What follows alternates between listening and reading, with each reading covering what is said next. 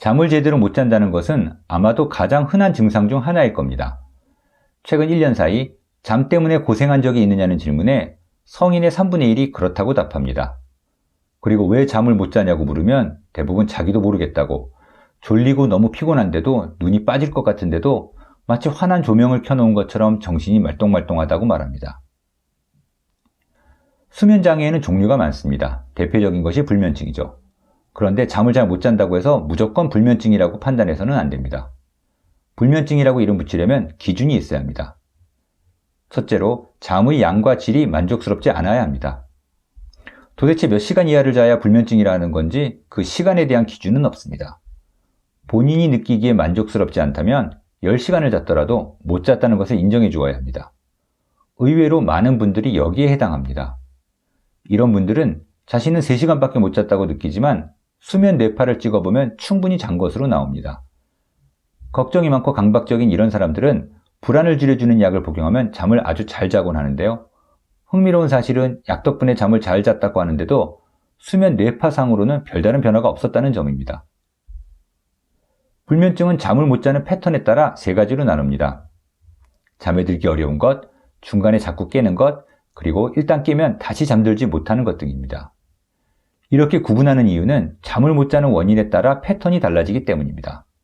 예를 들어 잠들기 어려운 것은 불안이나 걱정 때문인 경우가 많고, 중간에 자꾸 깬다면 수면 무호흡증이 있는 건 아닌지 의심해 봐야 하고, 새벽에 깨서 다시 잠들기 힘들다면 우울증이 있는 것일 수도 있습니다.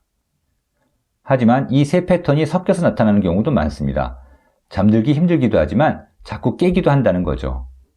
어떤 패턴이든 간에 만족스럽게 자지 못하는 날이 일주일에 3번 이상 되면 병적인 것으로 봅니다. 하루 못 잤더라도 피곤한 탓에 다음 날은 좀 잤다고 한다면 병이라고 할 수 없습니다. 그리고 이런 기간이 최소 한 달은 넘게 지속되어야 합니다. 잠을 못 자는 가장 흔한 이유는 불안 때문입니다. 시험 전날 밤 같은 경우가 그 예죠. 스트레스가 원인일 때도 많습니다. 하지만 이런 경우들은 되게 오래 가지는 않습니다. 병적인 불면증의 경우엔 무언가 다른 원인이 있는 경우가 많습니다. 제일 먼저 생각해야 할 것은 몸이 어딘가가 불편해서 못 자는 건 아닌가 하는 점입니다. 예를 들어 디스크 때문에 허리가 아프다거나 심장이 나빠서 가슴이 답답해 못 자는 경우 등입니다. 우울증 같은 정신적인 문제 때문에 못 잘 수도 있고, 술을 많이 마시는 것도 잠을 방해합니다. 이렇듯 잠을 못 자는 것에 근본적으로 다른 원인이 있는 2차성 불면증의 경우엔 원인 질환이 나아지면 해결됩니다. 반면 우울증의 10에서 15%는 1차성 불면증입니다. 다시 말해 다른 특별한 원인 없이 그냥 잠을 못 자는 경우죠. 하지만 원인이 없는 경우가 어디 있겠습니까?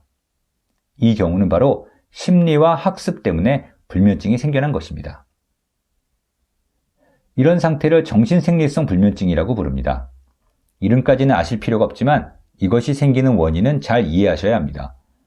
우선 앞 영상에서 말씀드린 대로 생체 시계의 주기는 24시간보다 15분 정도 길다는 사실을 염두에 두고 상상을 해봅시다. 평소에 밤 11시에 잠이 들어 아침 7시에 기상하는 경우를 예로 들어보겠습니다. 어느 날 이 사람은 평소처럼 밤 11시에 침대에 누웠습니다. 그런데 머릿속의 생체 시계는 어제와 같은 밤 11시라고 느끼기에는 아직 15분이 남은 상황입니다.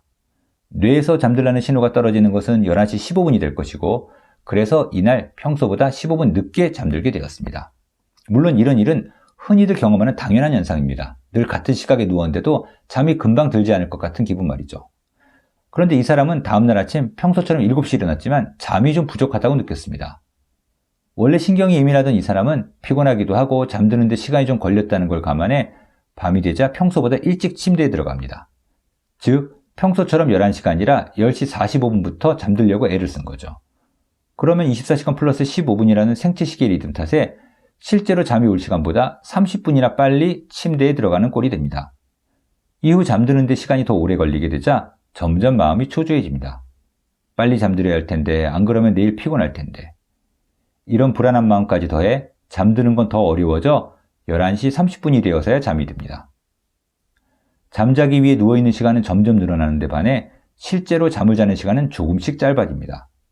다음날 또 똑같이 반복되어 45분, 60분 점점 빨라집니다. 며칠 후 이 사람은 평소 잠들던 11시가 아니라 저녁 식사를 마치자마자, 그러니까 8시부터 일찌감치 침대로 들어가게 됩니다. 초저녁부터 침대에 누워 잠을 청하지만 그럴수록 잠드는 데 걸리는 시간은 점점 더 길어집니다. 피로도 누적되어 이 사람은 휴일만 되면 조금이라도 더 자보려고 해가 중천에 뜰 때까지 누워서 버티고 간신히 일어나서도 틈만 나면 침대로 들어가 10분이라도 낮잠을 자려 하게 될 겁니다. 누워있는 시간은 계속 늘어나 도대체 몇 시간을 누워있는 건지 아예 하루 종일 침대 속에서 지내는 것이죠. 수면 효율이라는 개념이 있습니다. 잠들려 애쓴 시간 중에 실제로 잠든 시간은 얼마나 되는지 계산해보면 이 사람의 수면 효율은 점점 떨어져 마침내 불면증에 덫에 걸려드는 악순환이 반복됩니다. 이렇게 되는 사람들에게는 몇 가지 특징이 있습니다. 예민하고 걱정이 많아 또 못 자면 어쩌나 노심초사합니다. 그러다 보니 억지로라도 자보려고 무진장 애를 씁니다.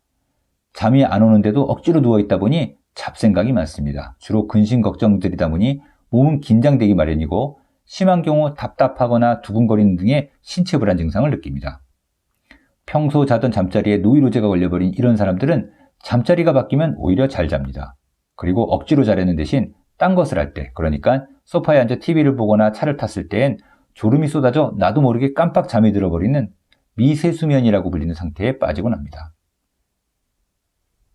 잠을 잘 자려면 어떻게 하면 될까요? 이순신 장군님께서 말씀하셨죠. 살고자 하면 죽을 것이요, 죽고자 하면 살 것이다. 비슷합니다. 자려고 하면 못 잘 것이요, 자지 않으려고 하면 잘 것이다. 잠 잘 자는 요령에 대해서는 다음 영상에서 구체적으로 말씀드리겠습니다.